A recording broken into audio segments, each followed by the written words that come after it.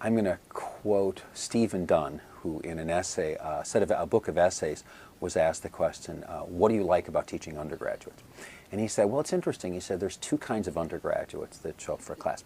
There's a group that take it because they want to be writers. And then there are some people that really don't think about that. They just like words. And he said, those are his favorite students, because they're just about the sense of discovery and the reveling in the making of things. And because I teach across the genres, I get a cohort of students who take a variety of classes that I teach. And it's really interesting to watch a student I've had in a poetry class and a fiction class, maybe a second fiction class, maybe a prose poetry special topics, walk into a class like creative nonfiction, and suddenly they found their genre and they just bloom in those classes. And I like that range that I get to teach with of classes and the range of students that I get to work with. I think my favorite thing about teaching creative writing, as opposed to teaching composition or even literature classes, is every class is a surprise.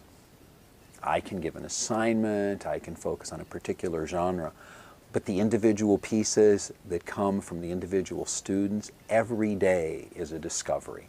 And I love the fact that the real textbook is everything they bring to the workshop. It's about the most creative kind of teaching I can possibly imagine. And I think every day I'm surprised by something in one of my classes, whether it's watching a student who's been just learning the craft and suddenly they bring in a piece, they know it's a leap, I know it's a leap, we all do.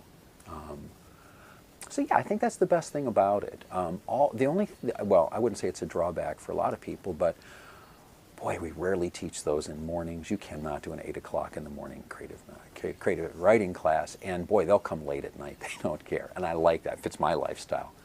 And I like the way the students will always say, you know, a poetry reading never starts on time, so why would a class?